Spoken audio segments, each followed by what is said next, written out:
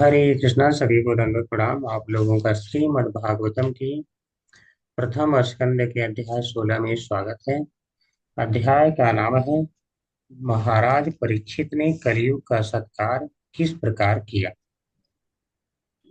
तो इसमें कल तक आप लोगों ने श्लोका नंबर 1 कवर कर लिया है। आज हम श्लोका नंबर 2 देखने वाले हैं। हरे कृष्णा प्रभु जी दंडवत प्रणाम। हरे कृष्णा प्रभु जी, दंडवत प्रणाम। तो हरे कृष्णा प्रभु जी, दंडवत प्रणाम। हरे कृष्णा हरे माता जी, कृष्णा। दंडवत प्रणाम।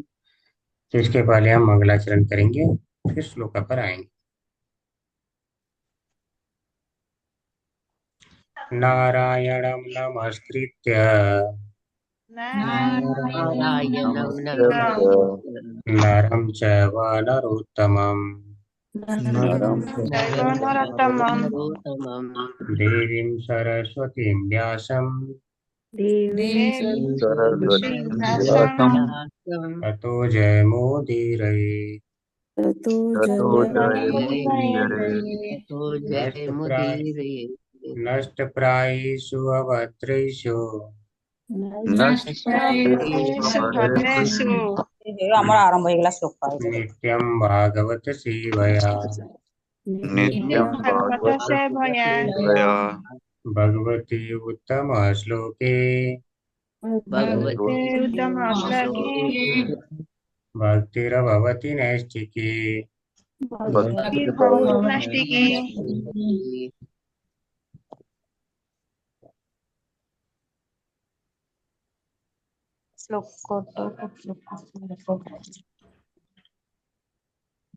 तो श्रीमद् भागवतम का प्रथम स्कंद अध्याय 16। अध्याय का नाम है महाराज परीक्षित ने कलयुग का सत्कार किस प्रकार किया। इसमें श्लोक का नंबर 2 यह हम देखने वाले हैं। तो इसे रिसाइट करेंगे। स उत्तरस्य तनयाम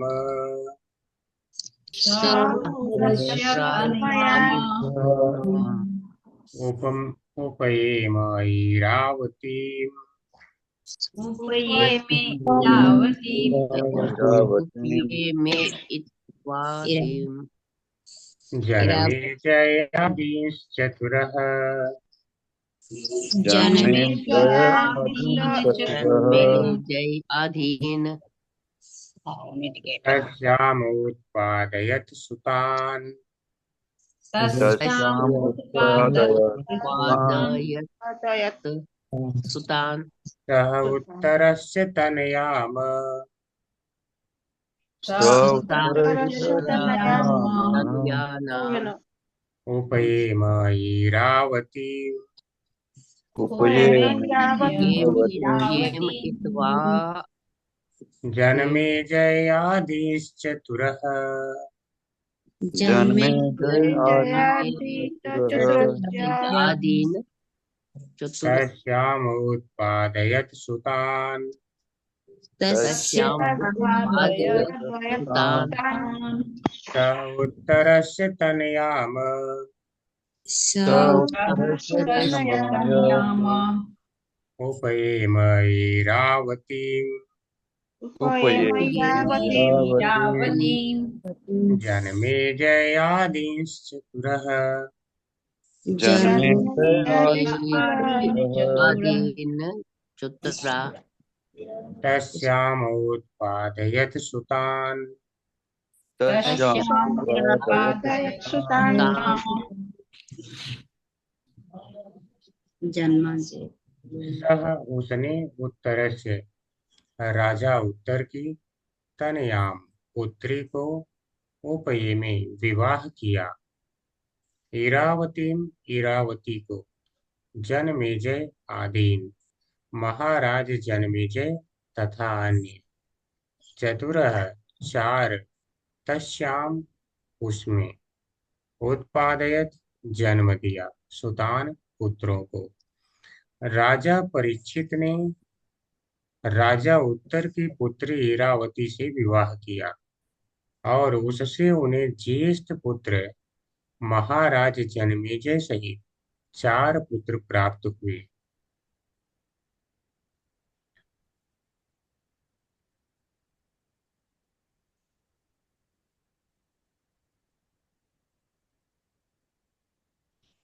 ओम नमो भगवते वासुदेवाय।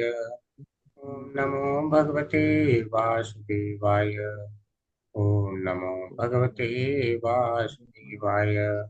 ओम ज्ञानतिमिरान्धस्य ज्ञानञ्जनशलाकया चक्षुरुन्मीलितं येन तस्मै श्रीगुरुवे नमः। श्रीचैतन्यमनोभीष्टं स्थापितं येन भूतले स्वयं रूपः कदा मह्यं ददाति स्वपदान्तिकम्। वन्देऽहं श्रीगुरो श्रीयुत्पदकमलं श्रीगुरून् वैष्णवांश्च जातं सहगणरघुनाथान्वितं तं सजीवं साद्वैतं सावधूतं परिजनसहितं कृष्णचैतन्यदेवं श्रीराधा कृष्णपादान् सहगणललिता श्रीशाखान्वितांश्च नमः ॐ विष्णुपादाय कृष्णप्रेष्ठाय भूतले श्रीमते भक्तिवेदान्त स्वामिनिति नामिने नमस्ते सारस्वते देवी गौरवाणी प्रचारिणे निर्विशेषा शून्यवादी पाश्चात्य देश तारिणी वाञ्छाकल्पतरुभ्यश्च कृपा सिन्धुभ्येव च पतितानां पावनेभ्यो हे कृष्ण करुणा सिन्धु दीनबन्धु जगत्पते कृपा कर। कांचन गौरांगी राधे वृंदावनेश्वरी वृषभानुसुते देवी प्रणमामि हरिप्रिये। जय श्री कृष्ण चैतन्य प्रभु नित्यानंद श्री अद्वैत गदाधर श्रीवासादि गौर भक्तवृंद। नमो महावदन्याय कृष्ण प्रदायते कृष्णाय कृष्ण चैतन्य नामने गौरवाय नमः। हरे कृष्णा कृष्णा कृष्णा कृष्णा हरे राम राम राम हरे हरे। हरे कृष्णा कृष्णा कृष्णा कृष्णा हरे हरे। हरे राम राम राम हरे हरे। हरे कृष्णा कृष्णा कृष्णा कृष्णा हरे हरे। हरे राम राम राम हरे हरे। हरे कृष्णा सभी को। हरे कृष्ण प्रभु हाँ, जी। प्रभु जी सादर प्रणाम। कृष्णा माता जी धन्यवाद प्रणाम। हरे कृष्ण प्रभु जी सादर प्रणाम। हरे कृष्णा माता जी धन्यवाद प्रणाम। हरे कृष्ण प्रभु सहोदरस्य जी दंडवत तनयाम प्रणाम। उत्तरस्य तनया उपयेम ऐरावती इरावती जन्मे जयादिश्चतुरः जन्मे चतुरः तस्यामुत्पादयत् सुतान्। उत्पादयत् सुतान्। हरे कृष्णा सभी को जो लोग रिसाइट करना चाहते हैं कर सकते हैं। हरे कृष्णा प्रभु जी। स उत्तरस्य तनयाम् उपयेम इरावतीं जन्मे जय आदीन चतुरः तस्याम उत्पादयत सुतान। हरे कृष्णा प्रभु जी। हरे कृष्ण प्रभु जी। स उत्तरस्य तनयाम् उपयेमे इरावतीं जन्मे जय आदीन चतुर तस्याम उत्पादत सुतान। हरे कृष्णा। हरे कृष्ण प्रभु जी। स उत्तरस्य तनया तनयामुपयम् इरावतीं जन्मे जन्मे जयादिश्चूरम् अरस्याम् स्तस्यामुत्पादयत् सुतानम्। हरे कृष्ण। हरे कृष्ण प्रभु जी। स उत्तरस्य तनयाम् उपयमे इरावते जन्मे आदीन चतुर्थम् उत्पादते सुतान्। हरे कृष्ण प्रभु। हरे कृष्ण प्रभु जी। स उत्तरस्य तनयामुपेय इरावतीं जनमेजयादिश्चतुरस्तस्यामुत्पादयत् सुतान्। हरे कृष्ण। हरे कृष्ण प्रभु जी। स उत्तरस्य तनयाम् उपयेम इरावतीं जन्मेजयादिश्चतुरः तस्याम् उत्पादयत् सुतान्। हरे कृष्ण। हरे कृष्ण प्रभु। हरे स माता जी उत्तरस्ते बोलिए। तनयामु उपमे में इरावतीं जन्मे जयाद ईन चतुरश्च तस्यामुत्पादयत् सुतान्। हरे कृष्णा प्रभु जी। सा उत्तरस्य तनयाम उपयेम इरावत्यम जन्मे जय आदीन चुत्रा तस्याम उत्पादयत् सुतान। हरे कृष्णा।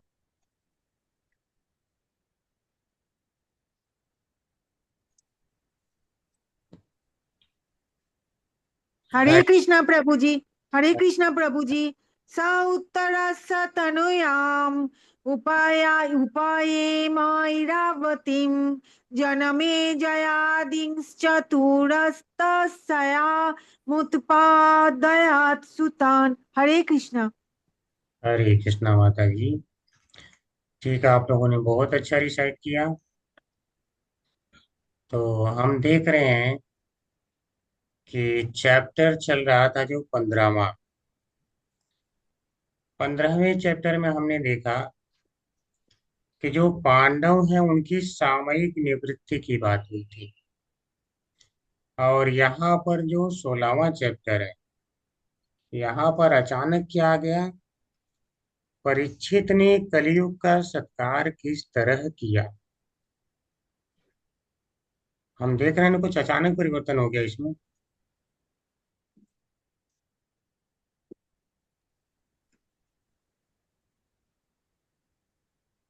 तो महाराज परीक्षित ने कलयुग का सत्कार। प्रभु जी आपकी आवाज कट कट के थोड़ा आ रहा है।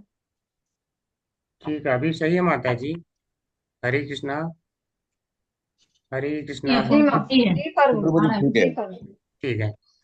तो वास्तव में हम देख रहे हैं कि जो चैप्टर है तुरंत परिवर्तित हो गया। कहाँ पर हम देख रहे थे कि पांडवों की निवृत्ति कैसे हुई, वह स्वर्ग में कैसे जा रहे हैं। और 16वें चैप्टर में आते ही अचानक परीक्षित का याद आ गया। परीक्षित के बारे में तो कहानी पहले हो चुकी है। ऐसा क्यों? क्या किसी ने इस पे विचार करने की कोशिश किया? प्रभु जी वो राजपाट। हाँ, कोई अगर विचार आपने करने की कोशिश किया हुई, अचानक ये वाला चैप्टर क्यों आ गया? अच्छा खासा भला चल रहा था, सारे लोग स्वर्ग में जा रहे थे। परीक्षित महाराज के बारे में पहले बता ही चुका था। तो अब जो है यहाँ पर क्यों बताने की आवश्यकता आ गई फिर से? ऐसा क्या हो गया? प्रभु जी कलयुग भी मतलब आ चुका था। उसने अपना प्रभाव छोड़ना शुरू कर दिया और परीक्षित महाराज को भी राजा बना दिया गया। हाँ, राजा तो बना के ही गए थे। तो इनके बारे में फिर से परीक्षित के ही बारे में क्यों कहने लगे? वहां तो भगवान की कथाएं पूछी जा रही थी ना, भगवान की कथाएं बताइए। हम लोग अन्य कुछ सुनना ही नहीं चाहते।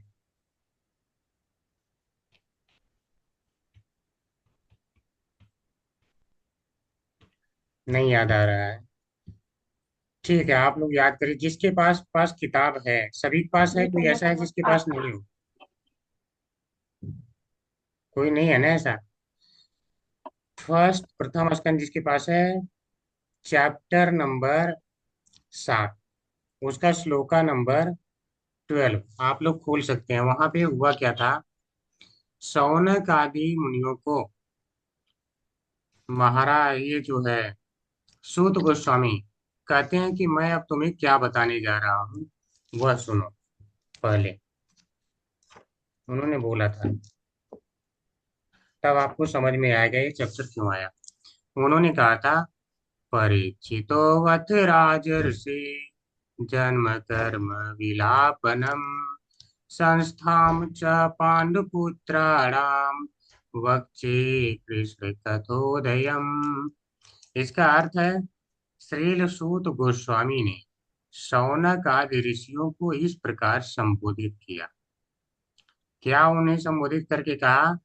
तो सूत गोस्वामी वहां कहते हैं, अब ध्यान से सुनिए, वो कहते हैं, अब मैं भगवान श्री कृष्ण की दिव्य कथा तथा राजर्षि परीक्षित महाराज के जन्म, कार्यकलाप तथा मोक्ष विषयक वार्ताएं एवं पांडु पुत्रों द्वारा गृहस्थ आश्रम के त्याग की कथाएं कहने जा रहा हूँ। उन्होंने कहा था, मैं ये कथा कहने जा रहा हूँ। ठीक है। अध्याय 7 में 12वां नंबर श्लोक है। तो श्लोक में है, राजर्षि जन्म कर्म विलापनम और संस्थाम च पांडु पुत्राणाम। तो राजर्षि जन्म यानी महाराज परीक्षित के जन्म के बारे में कहने जा रहा हूं। तो जन्म के बारे में वह कह चुके, ठीक है, तो वह कथा हो गई है। इसके बाद उन्होंने कहा था कर्म विलापनम, यानी उनका कर्म क्या है, क्या क्या काम उन्होंने किया। ठीक है। तो अब क्या क्या काम किया, इसलिए उस काम को बताने के लिए इस 16वें चैप्टर में बताया जा रहा है कि कैसे कलयुग का सत्कार कर रहे हैं, तो कैसे विवाह किया, तो क्या क्या किया, सब कुछ प्रसंग इसमें आने वाला है। ठीक है। और उन्होंने कहा था, संस्थाम च पांडु पुत्राणाम, यानी पांडु के जो पुत्र हैं वह कैसे भगवान के धाम में गए थे, संसार का परित्याग कैसे किया था, यह बताऊंगा। तो वह उन्होंने 15वें चैप्टर में बता दिया। इसके बाद रह जाएगा परीक्षित महाराज का विलापनम। विलापनम अर्थात उनका उद्धार कैसे हुआ, मोक्ष कैसे हुआ, तो उसको बताया जाएगा 12वें स्कंद में। ठीक है। तो वह हम बाद में डिस्कस करेंगे। इसीलिए अचानक यह चैप्टर आया, तो उसमें घबराने की आवश्यकता नहीं है कि कैसे अचानक आ गया। ठीक है। तो इसीलिए वह कहते हैं सूतवाच। तो आप यह पढ़ चुके हैं, मैं केवल एक रिवीजन दूंगा हल्का सा, ज्यादा स्पेस नहीं ले सकता।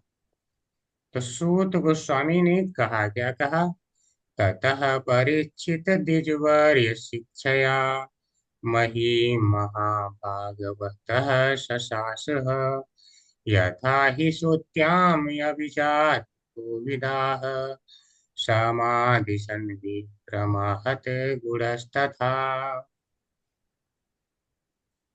सूत गोस्वामी ने कहा, ही विद्वान ब्राह्मणों, तब महाराज परीक्षित श्रेष्ठ द्विज ब्राह्मणों के आदेशों के अनुसार महान भगवत भक्त के रूप में संसार पर राज्य करने लगे।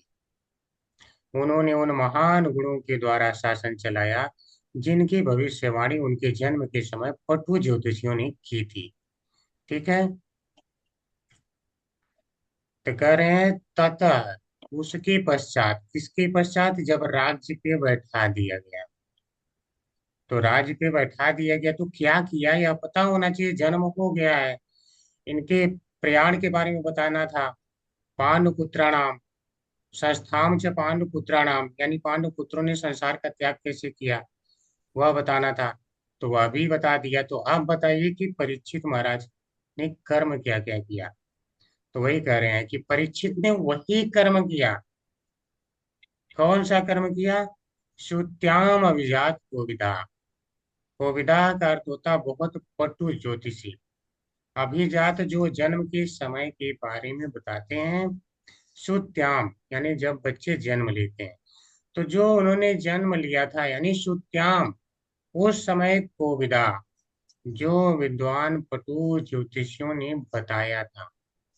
ठीक है। क्षमादिशन जैसा उन्होंने उस समय कहा था वैसा ही उन्होंने किया, यथा ही जैसा कहा था वैसा उन्होंने किया।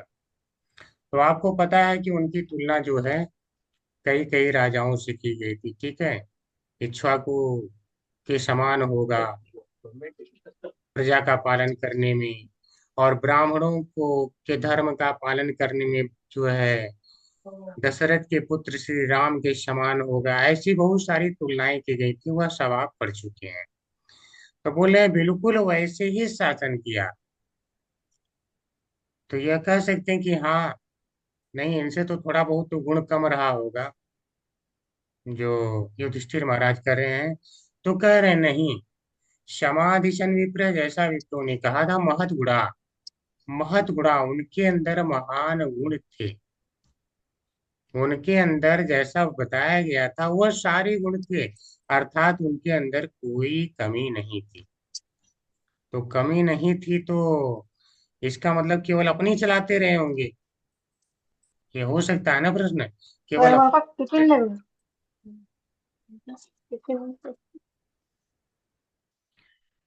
तो बता रहे नहीं, अपनी नहीं सुनते थे। कह रहे हैं परीक्षित वह द्विज वर्य शिक्षा, जो महान महान द्विज थे, ब्राह्मण थे, उनकी शिक्षा के अनुसार ही कार्य किए।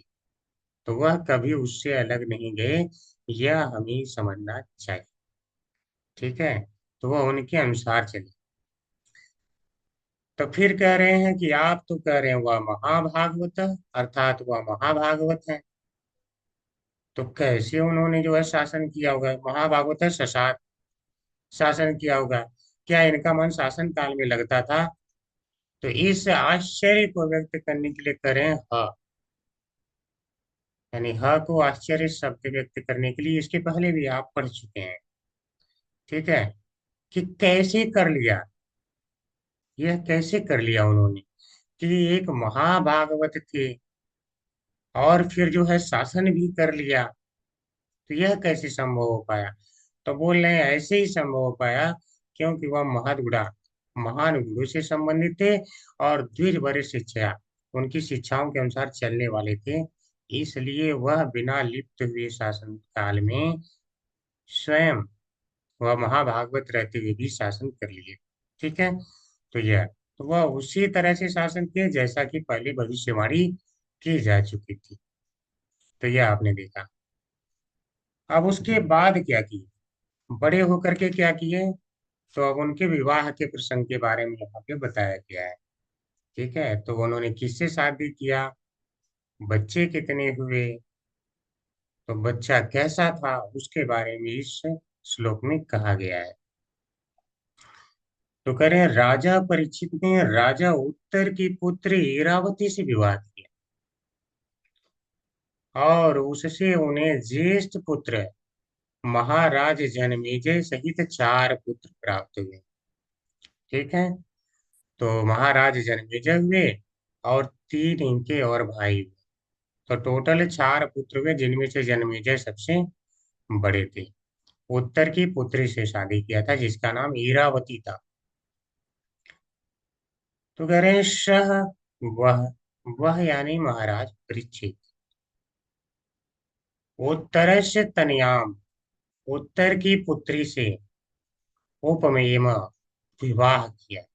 क्या नाम था उसका? तो कह रहे हैं ईरावती, उसका नाम ईरावती था। तो विवाह किया तो बच्चे वगैरह कितने हुए, उसको बताने के लिए करें जन्मेजय आदि चतुर, जन्मेजय आदि मिला करके 4 पुत्र हुए। ठीक है, तस्याम, उससे यानी उस इरावती से उत्पादयत, उत्पन्न हुए, क्या उत्पन्न हुए, सुतान, पुत्र। ठीक है, तो 4 पुत्र उत्पन्न हुए। तो इसके बारे में हम अब तात्पर्य पढ़ेंगे, ज्यादा कठिन श्लोक नहीं है, तात्पर्य देखते हैं। हरे कृष्णा रंजन माता जी। हरे कृष्णा प्रभु जी, दंडवत प्रणाम। श्रील प्रभुपाद की जय। तात्पर्य श्रील प्रभुपाद द्वारा। महाराज उत्तर विराट के पुत्र तथा महाराज परीक्षित के मामा थे। इरावती महाराज उत्तर की पुत्री होने से महाराज परीक्षित की ममेरी बहन थी, लेकिन यदि ममेरे भाइयों तथा बहनों का गोत्र अर्थात परिवार एक न हो तो उन्हें विवाह करने की अनुमति होती थी। विवाह की वैदिक पद्धति में गोत्र या परिवार पर बल दिया जाता था। अर्जुन ने भी सुभद्रा से विवाह किया था और वह भी उनकी ममेरी बहन लगती थी। हरे जन्मेजय कृष्णा माता जी। आदि। हरे हरे कृष्णा कृष्णा प्रभु माता जी, जी। धन्यवाद। ठीक है, तो यहाँ तक हम समझ लेते हैं, क्योंकि यहाँ पे कुछ लोगों को विरोध हो सकता है। महाराज उत्तर की पुत्री से विवाह किया था, नाम था इरावती। अब वह उत्तर कौन है? ये एक विराट नाम के राजा के पुत्र। विराट को आप लोग जानते हैं, महाभारत के युद्ध में भाग भी लिए थे। अब इनके रिश्ते में जो महाराज उत्तर हैं, तो उत्तर क्या है? मामा है, ठीक है। परीक्षित जी के मामा है। तो उस हिसाब से देखा जाए तो जो उत्तर की लड़की है, इनकी ममेरी बहन होगी। तो ममेरी बहन हो गई तो बहन से तो विवाह नहीं किया जा सकता, यह तो शास्त्र के विरुद्ध में हो जाएगा। लेकिन शास्त्र में ही आज्ञा है कि अगर गोत्र अलग है तो विवाह किया जा सकता है। फिर कहेंगे गोत्र कैसे अलग हो गया? यहाँ पे प्रपात जी लिख रहे हैं, गोत्र अर्थात परिवार। जब रिश्तेदारी है तो परिवार एक ही माना जाएगा ना। तो इसको समझते हैं। वास्तव में जो है गोत्र की शुरुआत जो सप्तर्षि है वहां से हुआ। जो सप्तर्षियों के भिन्न भिन्न संतानें हुई, उन्हें लगभग 108, एग्जैक्टली मुझे नहीं याद है, शायद 108 गोत्रों में बांटा गया था। तो वह जो है एक वंश परंपरा चलती चली आई उनसे। तो वह ऐसे बांटा गया था, साथ उन जो ऋषि हुए उनके जो शिष्य हुए, तो शिष्यों को भी उनके तुल्य ही माना गया। तो उनसे जो जो मतलब ऐसे परंपरागत या वंश परंपरागत चले आए लोग, तो उनको एक एक गोत्र माना गया। तो इस प्रकार से जो गोत्र है यानी वंश परंपरा है, या हम और क्लोज में आए तो परिवार कह सकते हैं, वह सबका अगर अलग अलग है तो विवाह की अनुमति शास्त्र में है। आज भी साइंस मानता है कि अगर एक ही परिवार है तो उनका जो सेम जीन होने के कारण, अब जीन्स जो बायोलॉजी के स्टूडेंट है उनको पता है, वह जो कुछ ऐसी प्रक्रिया होती है कि उनसे उत्पन्न पुत्र के अंदर बहुत सी कमियां हो जाती हैं, दोष हो जाते हैं, जिनके कारण इस प्रकार की विवाह को मान्यता विज्ञान भी नहीं देता है। तो पहले शास्त्र में भी ऐसी मान्यता नहीं थी, ठीक है। लेकिन अगर परिवार अलग है अर्थात गोत्र अलग है तो विवाह की मान्यता थी। तो इस प्रकार से इनका जो विवाह हुआ था वह ठीक ही था, वह गलत नहीं हुआ था। और अर्जुन अर्जुन भी सुभद्रा से विवाह किए थे। तो सुभद्रा भी वसुदेव जी की पुत्री हैं, तो वह भी उनकी ममेरी बहन लगती थी। तो इसमें यहाँ पे कोई दोष नहीं देखा गया। आज भी अगर आप साउथ इंडिया में जाएंगे तो इस प्रकार के विवाह संपन्न किए जाते हैं। लेकिन हाँ, गोत्र अलग होना चाहिए। ठीक, आगे पढ़ेंगे। हरे कृष्णा। सुभद्रा करुणा देवी दासी माता जी। हरे कृष्ण। जन्मेजय। तात्पर्य शिला प्रभुपाद द्वारा शिला प्रभुपाद की जय। राज ऋषियों में से एक तथा महाराज परीक्षित के विख्यात पुत्र, इनकी माता का नाम इरावती अथवा कुछ लोगों के अनुसार माद्रवती था। महाराज जन्मेजय के 2 पुत्र हुए जिनके नाम थे ज्ञातनीक तथा शंकुकर्ण। उन्होंने कुरुक्षेत्र तीर्थ स्थल पर अनेक यज्ञ किए। उनके 3 छोटे भाइयों के नाम श्रुतसेन, उग्रसेन तथा भीमसेन द्वितीय थे। उन्होंने तक्षशिला अजंता पर आक्रमण किया और अपने महान पिता महाराज परीक्षित को दिए गए अवैध शाप का बदला लेने का निश्चय किया। उन्होंने अपने पिता को डसने वाले तक्षक सहित सर्पों की संपूर्ण जाति को विनष्ट करने के लिए सर्प यज्ञ किया, किंतु अनेक प्रभावशाली देवताओं तथा मुनियों के आग्रह पर उन्हें संपूर्ण सर्प जाति को विनष्ट करने का अपना निर्णय बदलना पड़ा। किंतु यज्ञ बंद करने के बावजूद उन्होंने यज्ञ से संबंधित प्रत्येक व्यक्ति को समुचित पुरस्कार देकर उन्हें संतुष्ट किया। इस उत्सव में महामुनि व्यासदेव भी उपस्थित थे और उन्होंने स्वयं राजा के समक्ष कुरुक्षेत्र युद्ध का सारा वृतांत सुनाया। बाद में व्यासदेव की आज्ञा से उनके शिष्य वैशंपायन ने राजा को महाभारत सुनाया। वे अपने पिता के असामयिक निधन से अत्यधिक दुखी थे और उन्हें दोबारा देखने के लिए अत्यंत उत्सुक रहते थे। अतएव उन्होंने महामुनि व्यासदेव से अपनी इच्छा व्यक्त की। व्यासदेव ने उनकी इच्छा पूरी की। उनके पिता उनके समक्ष उपस्थित हुए और उन्होंने अपने पिता एवं व्यासदेव का पूजन बड़े ही आदर तथा धूमधाम से किया। उन्होंने उस यज्ञ में उपस्थित समस्त ब्राह्मणों को अत्यंत प्रसन्न होकर मुक्त हस्त दान दिया। हरे कृष्ण। हरे कृष्ण माता जी। ठीक है, अब जन्मेजय के बारे में बता रहे हैं। तो अभी हम परीक्षित महाराज के बारे में पढ़ रहे हैं। तो अब जो जन्मेजय हैं उन्हीं के पुत्र हैं और ज्येष्ठ पुत्र हैं। तो वास्तव में ये इतने श्रेष्ठ हैं, इन्हीं से संबंधित महाभारत उदित हुआ। वास्तव में जिस प्रकार से अगर इनकी परंपरा देखा जाए, अगर हम अर्जुन को लें तो अर्जुन के कारण हमारे सामने श्रीमद् भगवद गीता आ गई। हम परीक्षित जी को लेते हैं तो उनके कारण हमारे सामने श्रीमद् भागवतम आ गया। और फिर अगर हम जन्मेजय को लेते हैं तो इनके कारण हमारे सामने महाभारत आया। तो जो व्यास जी के शिष्य थे वैशंपायन, उन्होंने सारी महाभारत की कथा इनको सुनाई थी जन्मेजय को, जिस प्रकार से परीक्षित महाराज को सुखदेव गोस्वामी सुनाए उसी तरह से। तो जो जन्मेजय है उनके भी दो पुत्र हुए थे, ज्ञातानीक और शंकुकर्ण। और ये भी काफी सारे यज्ञ किए थे कुरुक्षेत्र में ही। तो वास्तव में जो कुरुवंशी थे उनके जितने धार्मिक कार्य होते थे वह कुरुक्षेत्र में होते थे। तो वह धार्मिक स्थल भी है।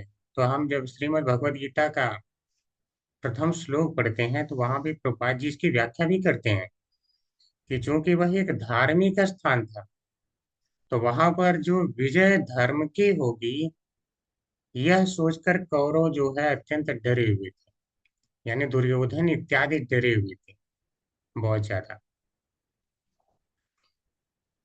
फिर यहाँ पर महाराज परीक्षित के तीनों भाइयों का नाम दिया गया है, श्रुतसेन, उग्रसेन, भीमसेन द्वितीय।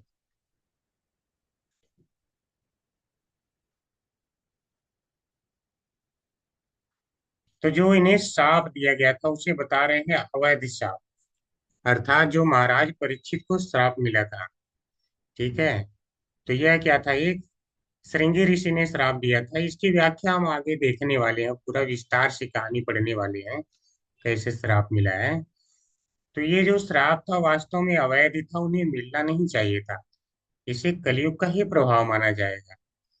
तो अगर हम कहें सबसे पहले अगर किसी ने आकर के एक अच्छे व्यक्ति को प्रभावित किया हो तो वह एक ब्राह्मण को कर दिया।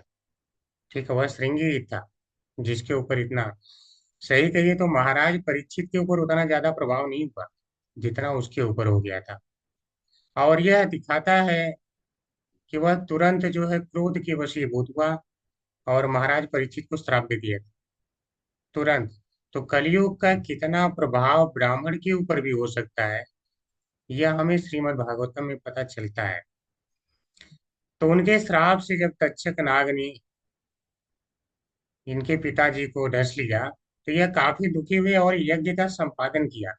इन्होंने कहा कि सारे जितने सर्प हैं उन्हें मैं जला डालूंगा।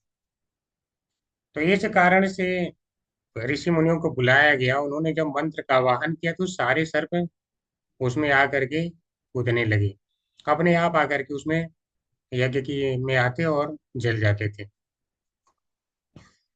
तो लास्ट में जो तक्षक है वह नहीं आ रहा था। तो इन्होंने कहा अभी तक तक्षक क्यों नहीं आया, मूल तो मैं उसे ही मारना चाहता हूँ। तो फिर पता चला कि तक्षक की जो है रक्षा इंद्र महाराज कर रहे हैं। तो इन्होंने ब्राह्मणों को आदेश किया अगर इंद्र नहीं आने दे रहे हैं तो इंद्र सहित यहाँ गिरा दो। और इंद्र सहित जब आने लगे सब जो है तो सारे देवता, यहाँ तक कि व्यास देव और भी जितने आ, ऋषि मुनि थे सारे ने निवेदन किया कि अभी अब रहने दीजिए, क्योंकि जो है सर्प की सारी प्रजाति को भी हम समाप्त नहीं कर सकते। आपके पिताजी का जो हुआ वो तो हुआ। और ये सारी व्याख्याएं करने के बाद वो इतने फिर भी दुखी थे कि वह बोले नहीं, मुझे अपने पिताजी को देखना है। तो उस समय व्यास देव उन्हें दिखाते हैं और वह बिल्कुल शांत हो जाते हैं।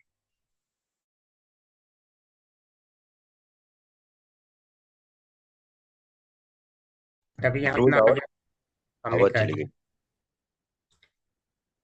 तो देखिए अब ऋषि मुनियों का क्या किया उनके पिता को, बोला देख लो। तो यह दोनों का पूजन करते हैं और संतुष्ट होते हैं। यहाँ इसीलिए प्रभुपाद जी कह रहे हैं, उन्होंने ये उस यज्ञ में उपस्थित समस्त ब्राह्मणों को अत्यंत प्रसन्न होकर मुक्त हस्त दान दिया। फिर खूब दान करते हैं। ठीक है, आगे देखते हैं नेक्स्ट श्लोक का, एक बार रिसाइट करेंगे। आजाहार अश्वमेधान स्त्रीण आज हर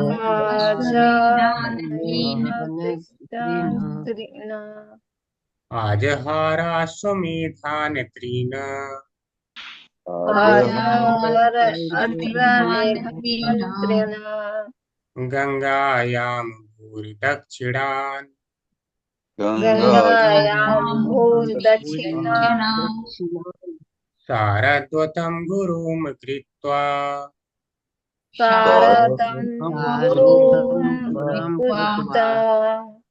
देवायत्राक्षि देवायत्राक्षि गोचराः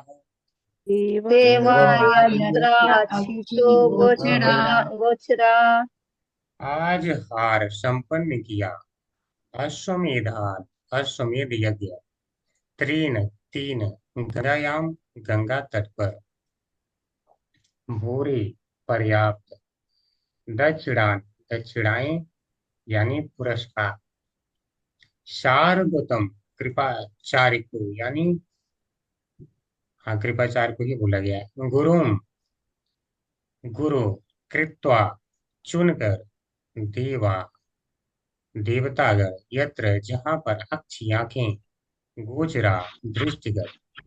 महाराज परीक्षित ने कृपाचार्य को अपना गुरु चुनने के बाद गंगा के तट पर 3 अश्वमेध यज्ञ की। इन्हें आगंतुकों एवं निमंत्रितों को पर्याप्त दक्षिणा देकर संपन्न किया गया। इन यज्ञों में सामान्य लोग भी देवताओं का दर्शन पा सके। एक बार संस्कृत देखते हैं। आज हार संपन्न किया, क्या संपन्न किया? करें अश्वमेधान अश्वमेध यज्ञ कितने? तीन अश्वमेध यज्ञ संपन्न किया। ठीक है, महाराज परीक्षित ने।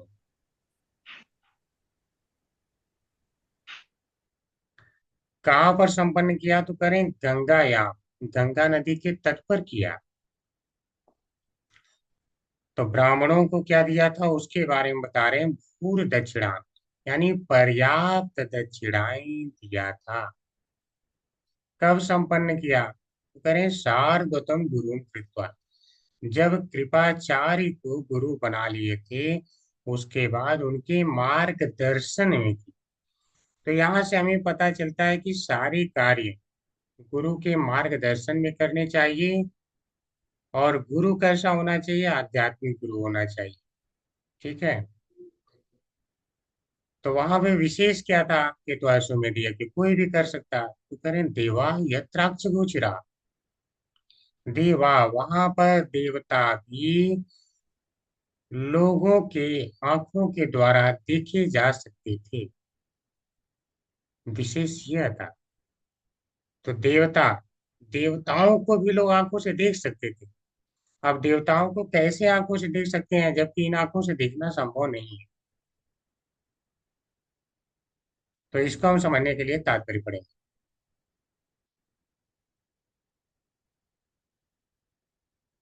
हरे कृष्णा गिरिजा माता जी।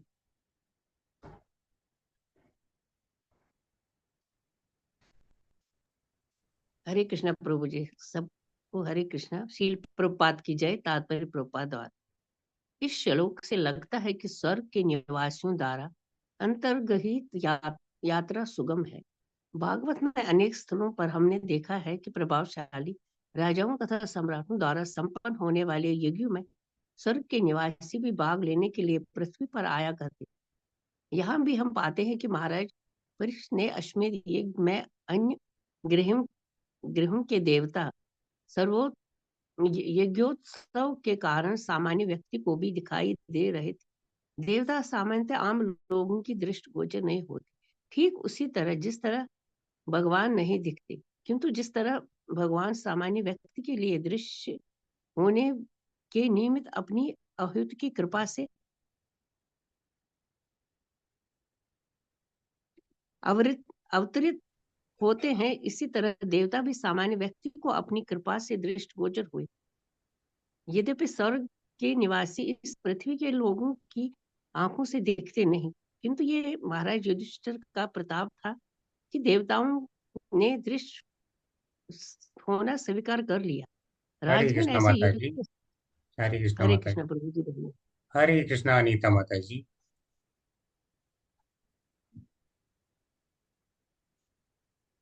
पंचांग प्रणाम।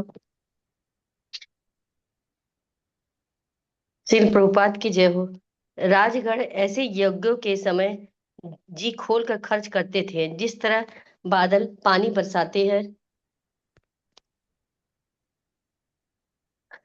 बादल पानी बरसाते हैं। बादल आखिर पानी का दूसरा रूप ही तो है, अथवा दूसरे शब्दों में पृथ्वी का पानी ही बादलों में रूपांतरित होता है। इसी प्रकार ऐसे यज्ञों में राजाओं द्वारा दिया गया दान प्रजा से ही संग्रह किए गए कर का दूसरा रूप होता है। किंतु जिस तरह जब प्रचुर वर्षा होती है तो प्रभु जी आगे बढ़ाइए। हरे कृष्ण। हाँ, हो गया प्रभु जी। यह वह आवश्यकता से अधिक प्रतीत होती है। उसी तरह ऐसे राजाओं द्वारा दिया दान भी प्रजा की आवश्यकताओं से अधिक प्रतीत होता है। संतुष्ट प्रजा कभी राजा के विरुद्ध संघर्ष नहीं करती, अतएव राजतंत्री राज्य को बदलने की कोई आवश्यकता नहीं पड़ती थी। महाराज परीक्षित जैसे राजा के लिए भी मार्गदर्शन के लिए गुरु की आवश्यकता थी। ऐसे मार्गदर्शन के बिना आध्यात्मिक जीवन में प्रगति कर पाना संभव नहीं है। गुरु को प्रामाणिक होना चाहिए, और जो आत्म साक्षात्कार के लिए इच्छुक रहते हैं उन्हें वास्तविक सफलता प्राप्त करने के लिए प्रामाणिक गुरु के पास पहुंचना चाहिए। हरे कृष्णा प्रभु जी। हरे कृष्ण माता जी। ठीक, अब हम तात्पर्य को सकते हैं। तो यहाँ पर प्रभुपाद जी इसमें विशेष प्रकाश डाल रहे हैं कि जो स्वर्ग के निवासी, उनमें इतनी शक्ति होती है कि वह किसी और ग्रह पे जा सकते हैं, आराम से यात्रा कर सकते हैं। तो आप समझिए कि जो हमारी शक्ति है, जैसे जैसे ब्रह्मांड के ऊपर हम बढ़ते जाते हैं, इस ब्रह्मांड में ऊपरी लोकों में, उनकी जो है शक्ति हमसे ज्यादा होती जाती है। हम अभी चंद्रमा पर पहुंचने के लिए ही संघर्ष करने में लगे हैं। हमारी शक्ति सोचिए कितना कम है, और वह जब चाहते हैं चले आते हैं, जब चाहते हैं चले जाते हैं। और इसी पृथ्वी पर अगर भगवान के संरक्षण में भक्त जैसे अर्जुन है, वह सर शरीर जब चाहता था चला जाता था, और जब चाहता था चला आता था।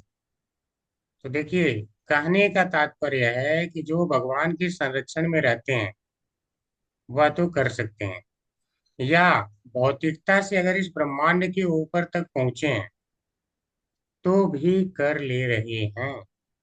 लेकिन यह अस्थाई नहीं है, वहां से फिर गिर करके सामान्य मानव बन सकते हैं।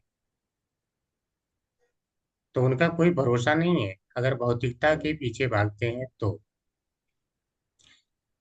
लेकिन हम यहाँ पर विशेष यह देख रहे हैं कि जो देवता किसी को दृष्टिगोचर नहीं होते, वह आज दृष्टिगोचर हो गए, लोगों की नजर के सामने दिख रहे हैं।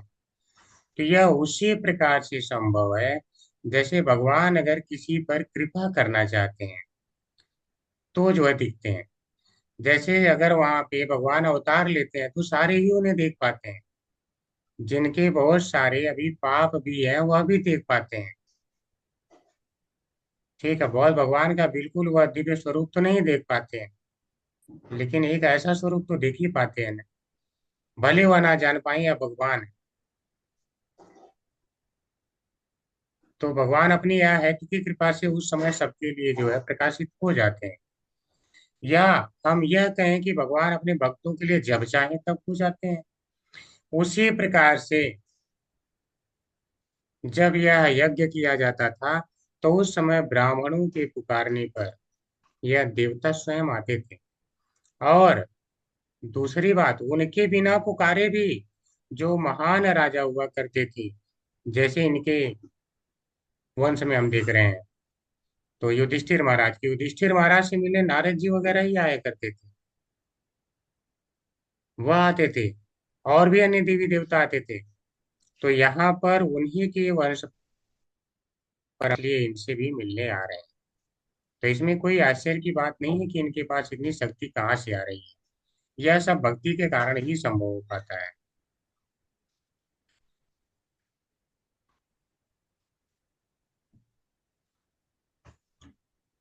और राजागण ऐसे यज्ञों के समय जी खोलकर खर्च करते थे। तब बात आती है, खर्च करते हैं तो क्या पैसा इनके घर पर उगता है? तो हम पाते हैं कि राजा के पास पैसे कहाँ से आते हैं। तो उसको जब हम समझने की कोशिश करते हैं, तो यहाँ पे एक दृष्टांत लिया गया है। दृष्टांत लिया गया है कि जैसे बादल बारिश करता है, तो यह जो बारिश का पानी है, हर जगह खूब ढेर सारा हमें प्रतीत होता है कि बहुत ताज बारिश हो गया, सारी फसलें हैं, फसलें पूरा जो है पानी से सराबोर हो गई, सारे पेड़ पौधे प्रसन्न हो गए, मनुष्य प्रसन्न हो गए, सारे जीव जंतु प्रसन्न हो गए। आखिर जब उसने बारिश किया, तो बारिश में सारे प्रसन्न हो गए, तो बारिश का पानी उसके पास आया कहाँ से? बादल के पास पानी थोड़े न रखा है। वह इसी पृथ्वी पर छोटे छोटे तालाब, पोखरे, समुद्र इत्यादि से पानी लिया। जहाँ ज्यादा पानी था वहां से ज्यादा लिया, जहाँ कम है वहां से कम लिया, और जहाँ बिल्कुल नहीं है वहां भी उसने पहुंचा दिया, और जहां पर है वहां भी पहुंचाया। और उस समय जब पहुंचाता है तो लगता क्या है? सारे ही प्रसन्न होते हैं, सारे ही प्रसन्न होते हैं। जबकि यह पानी उसके पास था नहीं, उन्हीं से लिया, उन्हीं को दिया। तो इसी प्रकार जो राजा है, जो कर के रूप में उन्हीं प्रजा से लेता है और फिर उन्हीं में बांटता है, तो लगता है कि उनकी आवश्यकता से ज्यादा उन्हें दे रहा है, तो है संतुष्ट हो जाए। तो वास्तव में रामचरितमानस में इसीलिए कहा गया है, राजा ऐसा होना चाहिए जो कर इस प्रकार से ले जनता से, जैसे सूर्य जल को ले लेता है सभी जलाशयों से, और कभी नहीं चलता कि जलाशय से जल उसने ले लिया है। यानी इतना ऐसी मात्रा में लेना चाहिए कि उसको महसूस नहीं होना चाहिए कि मुझसे ले लिया। ठीक है, तो थोड़ा थोड़ा मात्रा में उस प्रकार से लिया जाना चाहिए। ऐसा नहीं कि एक बार ले लिया तो उसके बाद दोबारा फिर ले लो। एक बार तो जब कमा के आया तब ले लिया, फिर बोल दो कि अब तुम सामान खरीदो तो जीएसटी के रूप में दो।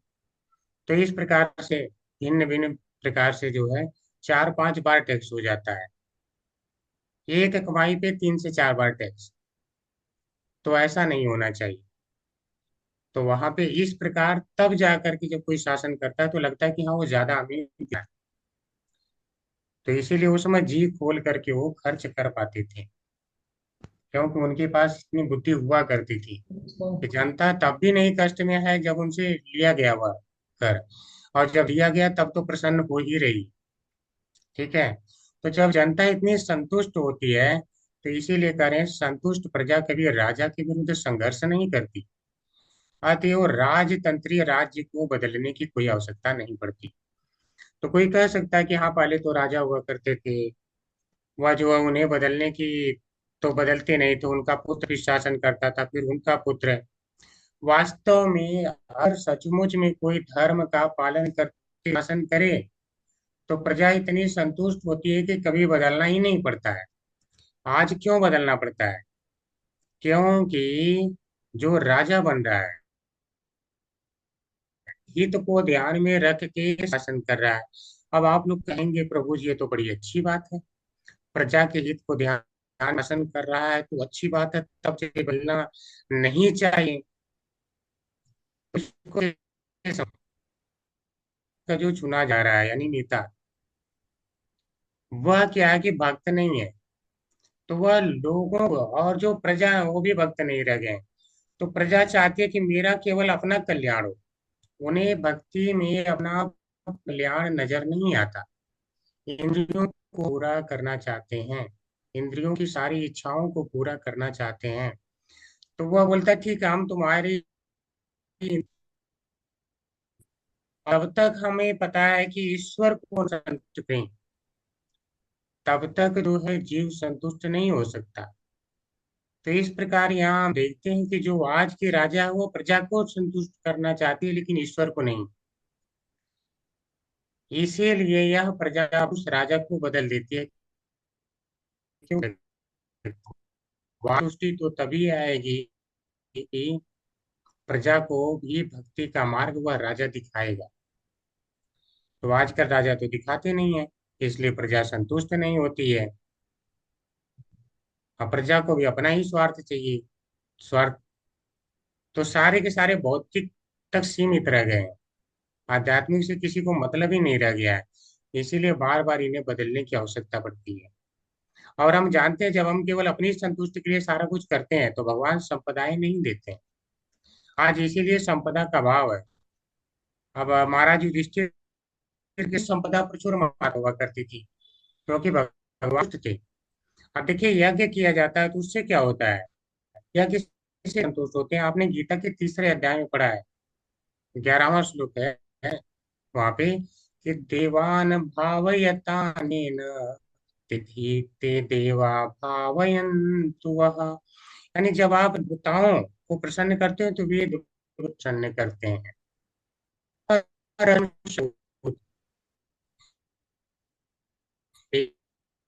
वे श्रेय परम अवाप्स्यत, एक तो क्या करते हैं कि एक दूसरे को श्रेय यानी कल्याण के मार्ग पे ले जाते हैं। अर्थात जब हम उन्हें आज से संतुष्ट करते हैं यज्ञ के माध्यम से, क्योंकि हम संतुष्ट करते हैं, भगवान जो है देवता की पूजा, देवता भगवान की पूजा करते हैं, तो वह जब भगवान संतुष्ट होते हैं देवता संतुष्ट हो जाते हैं।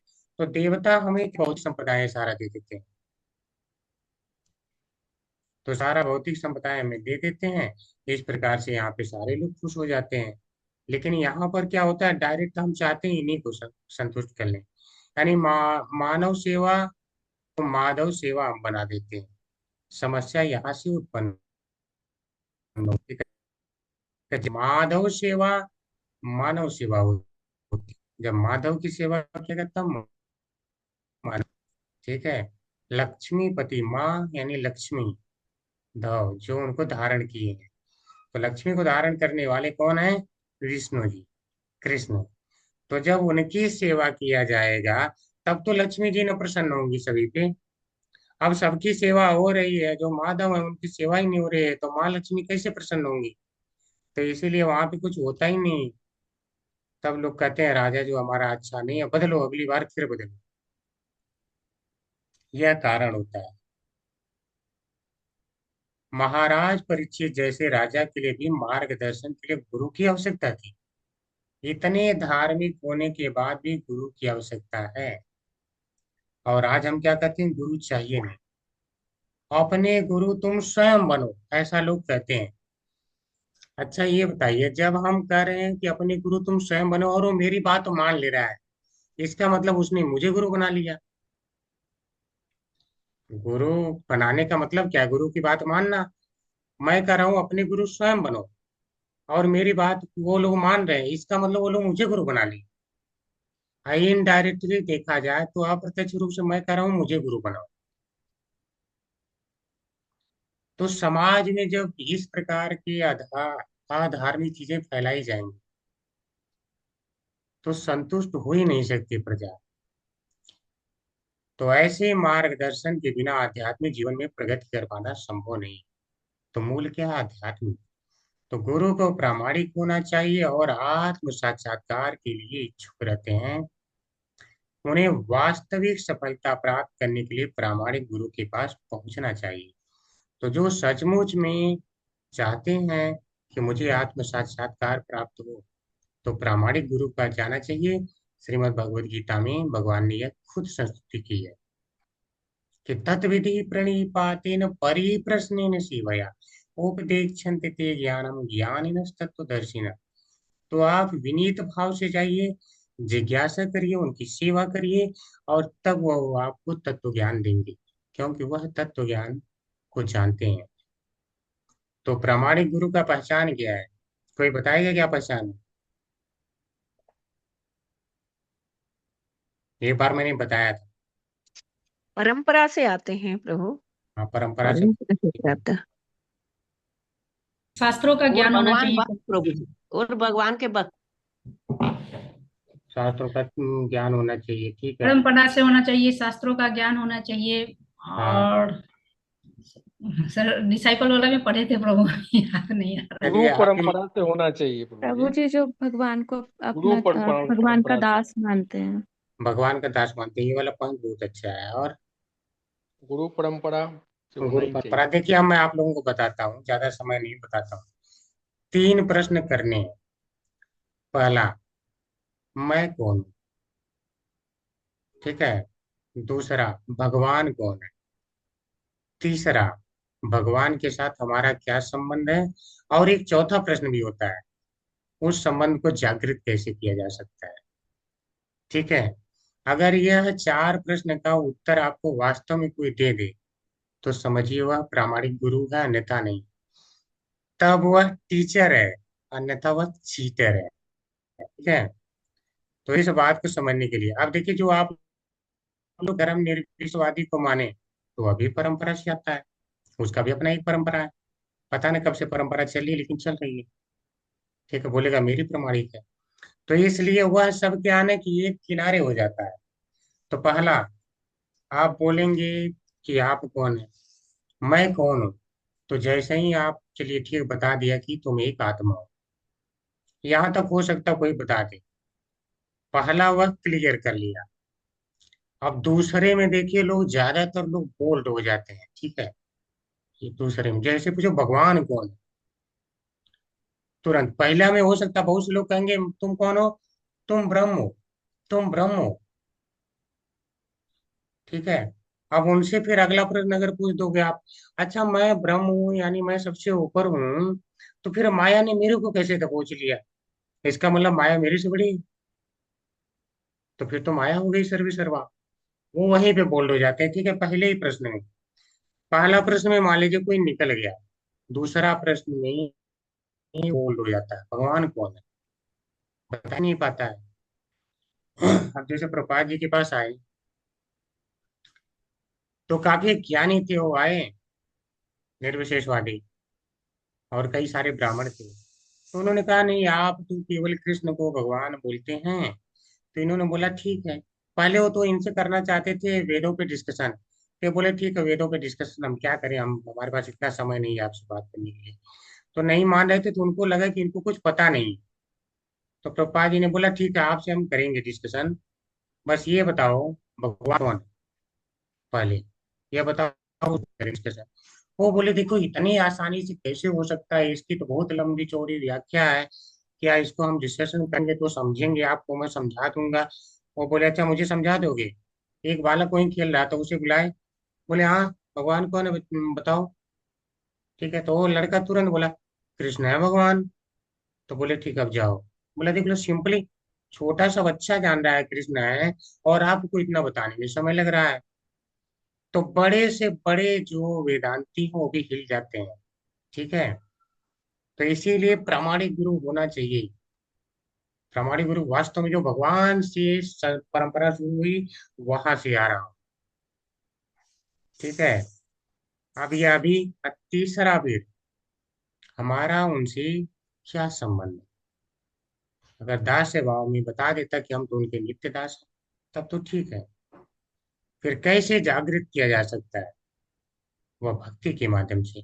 अगर सब कुछ ये चारों बता देता तो समझिए प्रामाणिक, अन्यथा जो है फिर वहां से, वह चीटर है, टीचर नहीं है। ठीक है, वहां से तुरंत भाग लेना, उससे बात ही करने से कोई फायदा नहीं है। जो चीट करने आपको आया है, तो उससे आप क्यों बात करके अपना समय व्यर्थ करेंगे? ठीक है। हरे कृष्णा सभी को। आज यहीं पर विराम लेंगे। अगर किसी का कोई प्रश्न है तो कर सकते हैं। हरे कृष्ण प्रभु जी। हरे कृष्ण प्रभु। प्रभु जी वो जो बोल रहे थे जब महाराज परीक्षित की मतलब मौत के बाद जो जन्मेजय जो यज्ञ कर रहे थे, सारे सर्पों को आहुति दे रहे थे, जी। वो कैसा मंत्र था जो देवता के सहित ही मतलब वो आ रहे थे? हाँ जी प्रभु जी, वह सर्पों के एक्चुअली क्या ना, उस मंत्र का आवाहन करने के लिए, अब ठीक है हमें तो नहीं पता है, बट जो ब्राह्मण लोग कर रहे थे, मंत्र में इतनी शक्ति है कि ये सारे सर्पों को खींच रहा था। तो यह सर्प को आने नहीं दे रहे थे, अपने सिंहासन से बांध दिए। तो इनके सिंहासन सहित खींच करके लाने लगा। वो भी इनका आदेश हुआ, ठीक है खींच दो उनको। तो जब सिंहासन सहित आने लगे तो अब उनको तो नष्ट नहीं कर सकते, तो सारे लोगों ने निवेदन करके मनाया था। तो मंत्र की ही महत्ता है। तो हम इस प्रकार से देख पा रहे हैं कि जो ब्राह्मण है, वह जो है वास्तविक ब्राह्मण बहुत श्रेष्ठ होते हैं। उनको सचमुच में ज्ञान होता है, सारी चीजों का ही ज्ञान होता है। आजकल के क्या है, आजकल के ब्राह्मण भी ऐसे हो गए हैं, न उनमें शक्ति रह गई है, न उनके द्वारा बोले गए मंत्रों में ही शक्ति रह गई है। वह शुद्धता नहीं है, हृदय की शुद्धता ही नहीं है। तो उनके हृदय की इतनी शुद्धता थी कि उसको बोलते थे सारा हो जाता था।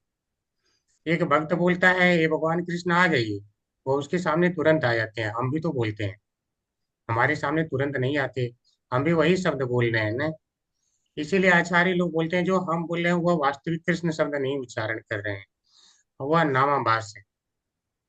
ठीक है, जब वह वास्तव में हो जाएगा तो तुरंत कृष्ण जो है सामने ही आ जाते हैं। ठीक है, वास्तव में कब होता है, जब एक दिन धीरे धीरे हृदय धुलते धुलते उस स्तर तक पहुंच जाते हैं तो अभी संभव हो जाता है।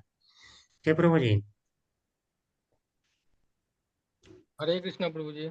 हरे कृष्ण प्रभु जी। प्रभु जी इतना पावरफुल मंत्र था जो मतलब इंद्र के सिंहासन सहित ही खींचा गया।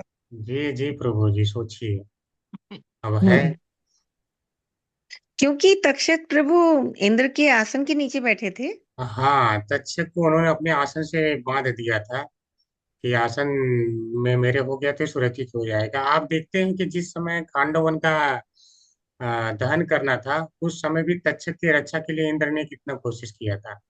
तो यह इनका मित्र है।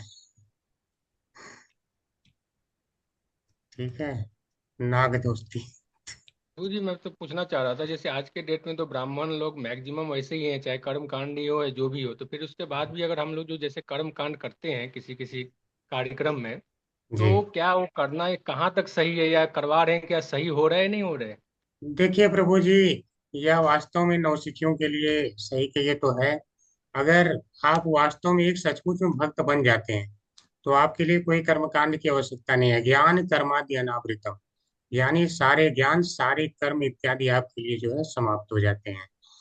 तो अगर वहां तक आ गए हैं तो आपके लिए कुछ नहीं है। ठीक है, तो वो सारे ही समाप्त हो जाते हैं जब आप पूर्ण भक्त बन जाते हैं।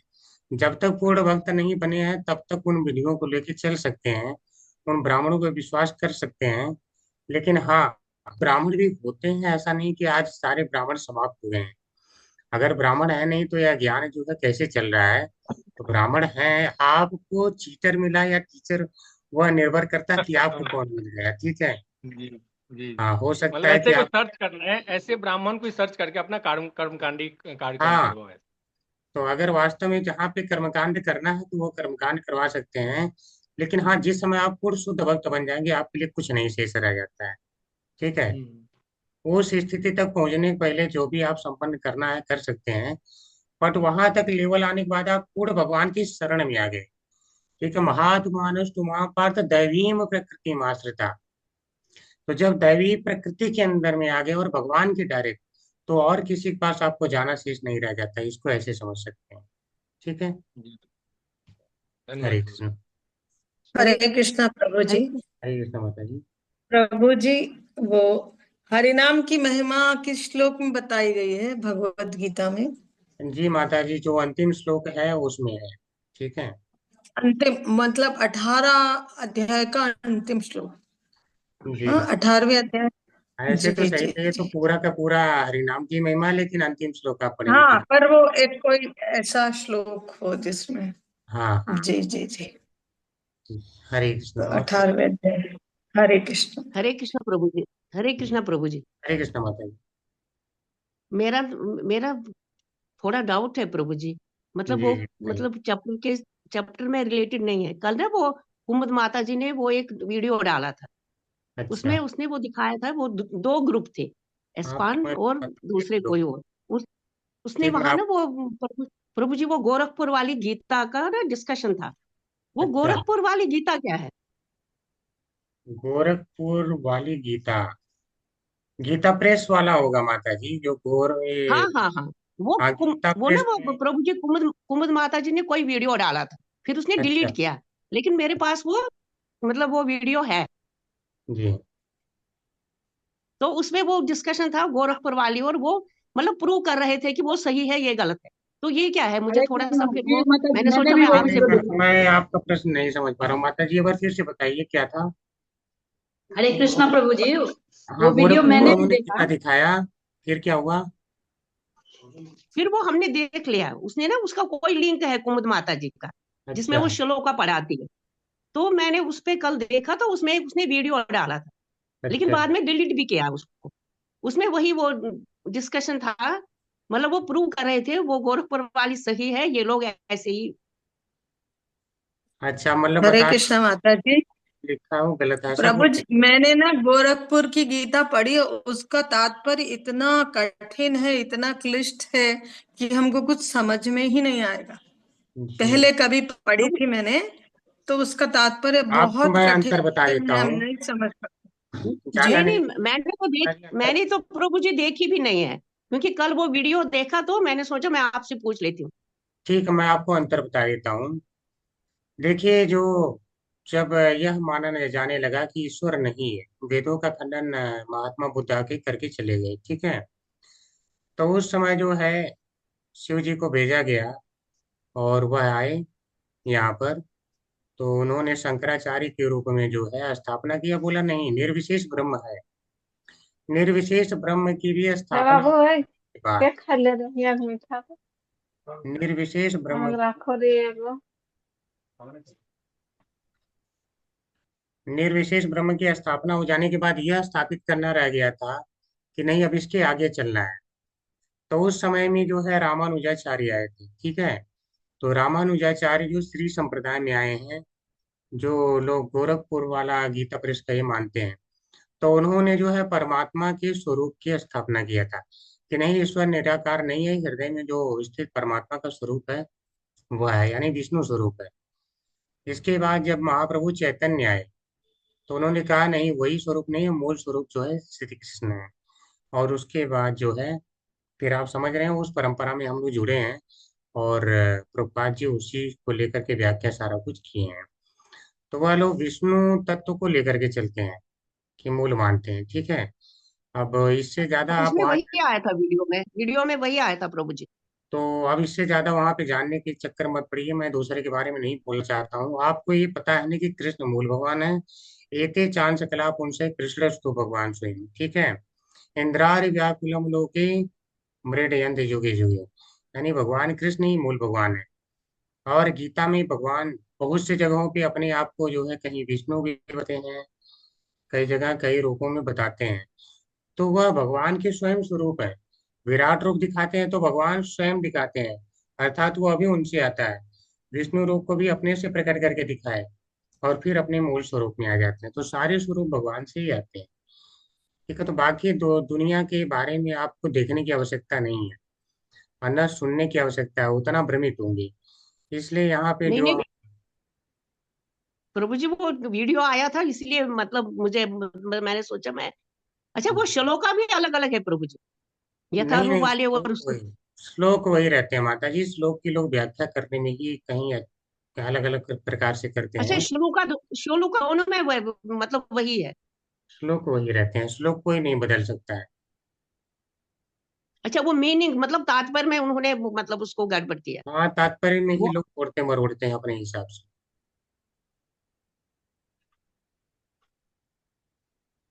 जी, ठीक है माता जी, आप प्रभुपाद जी ठीक की है, ठीक है पढ़ते भैया। रहिए, इसमें कोई संदेह नहीं है। जिन्होंने पूरा विश्व को बदल दिया, आप उस पर संदेह नहीं कर सकते, ठीक है। नहीं नहीं, संदेह तो बिल्कुल नहीं, क्योंकि आज जी, तक मतलब कितने सालों से 3 साल से जुड़े हैं, तो एक्चुअली वो जी, टीवो ने वो वीडियो देखा, तो इसलिए थोड़ा सा मैंने सोचा मैं पूछ लूं कि मतलब बहुत लोग ये मानते भी है कि पहली मतलब पहली गीता इंद्रप्रस्थ वाली ही है। तो नहीं मुझे नहीं पता है, तो मैंने तो यही पढ़ी है पहले, मतलब यही पढ़ी है। इधर उधर माता जी, 600 टीकाएं इसके पहले हो गई थी जब प्रभुपाद जी ने टीका लिखा। 600 होने के अच्छा बाद भी अच्छा। अगर लिखना पड़ा तो क्यों लिखना पड़ा, ठीक है। अब समझिए बात, हम्म। क्योंकि आवश्यकता थी।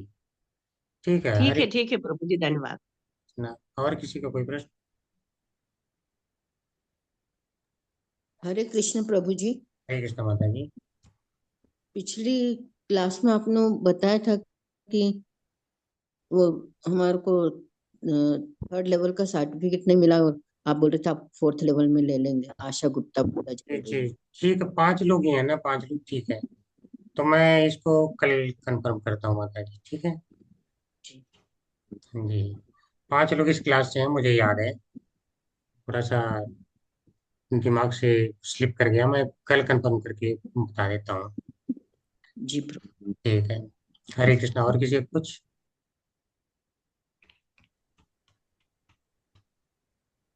ठीक है, तो आज हम चलेंगे, किसी को कोई प्रश्न नहीं है तो।